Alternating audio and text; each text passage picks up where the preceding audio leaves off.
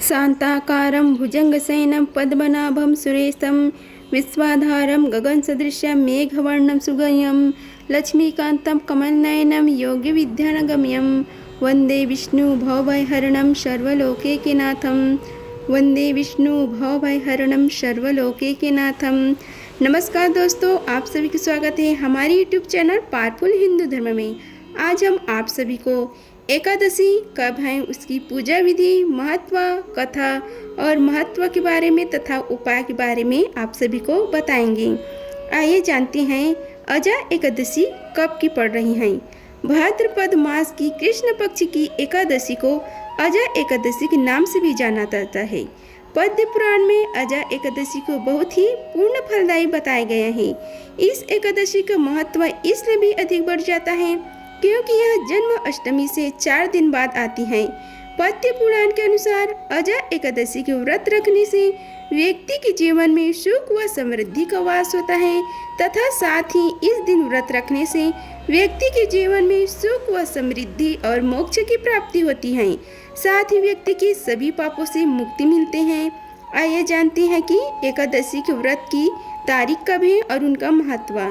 अजा एकादशी के शुभ मुहूर्त है। अजा एकादशी तिथि का आरंभ 28 अगस्त को मध्य रात्रि के 1:20 पर हो रहा है और अजा एकादशी का समापन 29 अगस्त की मध्य रात्रि 1:38 पर होगा। उदय तिथि में एकादशी तिथि 29 अगस्त को होने के कारण अजा एकादशी का व्रत 29 अगस्त को ही रखा जाएगा। 29 अगस्त को 2 शुभ योग भी बन रहा है। पहला है सिद्ध योग और दूसरा है स्वार्थ सिद्धि योग। इन दोनों योग को ज्योतिष शास्त्र में बहुत ही शुभ माना गया है। इस दौरान आप जो भी पूजा पाठ करेंगे वह सभी सिद्ध और सफल होते हैं। इसलिए इस बार अजा एकादशी के दिन दान पुण्य के कार्य करने का 2 गुना फल की प्राप्ति होती है। अजा एकादशी व्रत का पारण का समय है। अजा एकादशी व्रत का पारण का समय 30 अगस्त को लाभ घड़ियाँ हैं 7:34 से 9:10 तक आप व्रत का पारण कर सकते हैं। इस दौरान व्रत का पारण करना बेहद शुभ रहेगा। एकादशी का महत्व के अनुसार पद्म पुराण के अनुसार जो व्यक्ति अजा एकादशी व्रत करता है उसे सभी पापों से मुक्ति मिलती है। अजा एकादशी के प्रभाव से व्यक्ति के पापों का नाश होता है। साथ ही इस व्रत के प्रभाव से व्यक्ति को मोक्ष की प्राप्ति होती है। मान्यता यह भी है कि इस व्रत को करने से अश्वमेध यज्ञ के समान शुभ फलों की प्राप्ति होती है।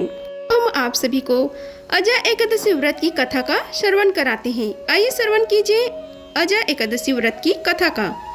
अर्जुन ने कहा, हे पुंडरीकाक्ष, मैंने श्रवण शुक्ल एकादशी अर्थात पुत्रता एकादशी का सविस्तार वर्णन सुना है। अब आप कृपा करके मुझे भाद्रपद माह की कृष्ण पक्ष की एकादशी के विषय में बताइए। इस एकादशी का क्या नाम है तथा इसके व्रत का क्या विधान है। इसका व्रत करने से किस फल की प्राप्ति होती है। श्री कृष्ण ने कहा, हे कुंती पुत्रा, भाद्रपद माह की कृष्ण पक्ष की एकादशी को अजा एकादशी कहता है। इसका व्रत करने से सभी पाप नष्ट हो जाते हैं। इस लोक और परलोक में मदद करने वाली इस एकादशी व्रत के समान संसार में कोई दूसरा कोई व्रत नहीं है। अब ध्यान पूर्वक इस एकादशी का महात्म्य श्रवण करो। पौराणिक काल में भगवान श्री राम के वंश में अयोध्या नगरी में एक चक्रवर्ती राजा हरिश्चंद्र नाम से एक राजा हुए थे। राजा अपनी सत्यनिष्ठा और ईमानदारी के लिए प्रसिद्ध थे। एक बार देवताओं ने इनकी परीक्षा लेने की योजना बनाई। राजा ने स्वयं स्वप्न में देखा कि ऋषि विश्वामित्र को उन्होंने अपना राजपाट दान कर दिया है। सुबह विश्वामित्र वास्तव में उनके द्वार पर आकर कहने लगे कि तुमने स्वप्न में मुझे अपना राज्य दान कर दिया है। राजा ने सत्यनिष्ठ व्रत का पालन करते हुए संपूर्ण राज्य विश्वामित्र को सौंप दिया। दान के लिए दक्षिणा चुकाने हेतु राजा हरिश्चंद्र को पूर्व जन्म के कर्म का फल के कारण पत्नी, बेटा एवं खुद को बेचना पड़ा। हरिश्चंद्र को एक डोम ने खरीद लिया जो शमशान भूमि में लोगों के दाह संस्कार का काम करता था। स्वयं वह एक चंडाल का दास बन गया। उसने उस चंडाल के यहाँ कफन लेने का काम किया, किंतु उसने इस आपत्ति के काम में भी सत्य का साथ नहीं छोड़ा। जब इसी प्रकार उसे कई वर्ष बीत गए तो उसे अपने इस नीच कर्म पर बड़ा दुख हुआ और वह इससे मुक्त होने का उपाय खोजने लगा। वह सदैव इसी चिंता में रहने लगा कि मैं क्या करूं, किस प्रकार इस नीच कर्म से मुक्ति पाऊं। एक बार की बात है, वह इसी चिंता में बैठा था कि गौतम ऋषि उसके पास पहुँचे।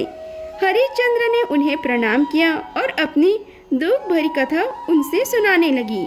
राजा हरिश्चंद्र की दुख भरी कहानी सुनकर महर्षि गौतम भी अत्यंत दुखी हुए और उन्होंने राजा से कहा कि हे राजन, भादो माह की कृष्ण पक्ष की एकादशी का नाम अजा है। तुम उस एकादशी का विधि पूर्वक व्रत करो तथा रात्रि को जागरण करो, इससे तुम्हारे सभी पाप नष्ट हो जाएंगे।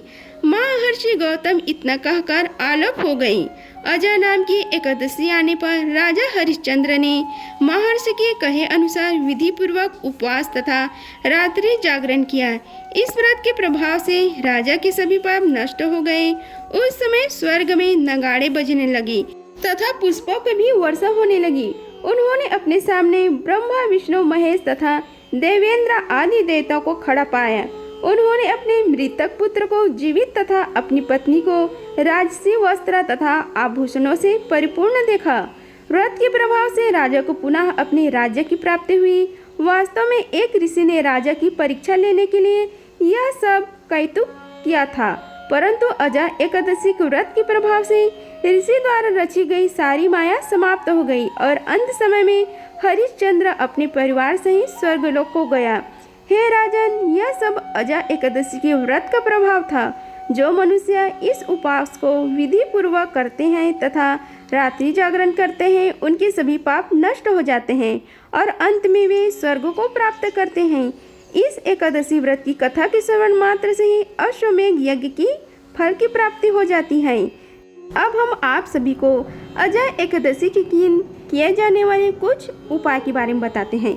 अगर आपको बार बार आर्थिक तंगी का सामना करना पड़ रहा है तो अजा एकादशी के दिन सुबह स्नान करने के बाद भगवान श्री विष्णु और माता लक्ष्मी की पूजा अर्चना जरूर करना चाहिए। साथ ही भगवान विष्णु को उनके प्रिय चीज़ों का भी भोग अवश्य लगाएं। इससे सुख व शांति तथा समृद्धि की प्राप्ति होती है।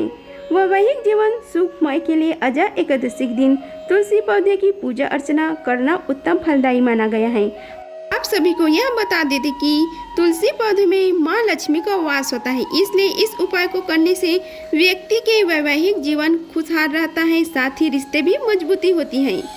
हिंदू धर्म में सभी कार्यों में सफलता प्राप्ति के लिए उपाय अन्न और वस्त्र का दान करना शुभ साबित हो सकता है। साथ ही व्यक्ति को उत्तम परिणाम भी मिलता है।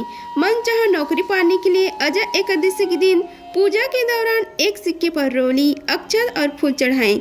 इसके बाद उसे लाल कपड़ों में बांधकर घर या ऑफिस में रख दें। ऐसा माना जाता है कि इस उपाय को करने से व्यक्ति को कार्य क्षेत्र में तरक्की के योग बनने लग जाते हैं और उन्हें मनचाहे फल की भी प्राप्ति होती है। इस दिन किए जाने वाले मंत्र हैं ओम नमो भगवते वासुदेवाय नमः, श्री कृष्ण गोविंद हरे मुरारी, हे नाथ नारायण वासुदेवा। धन्यवाद।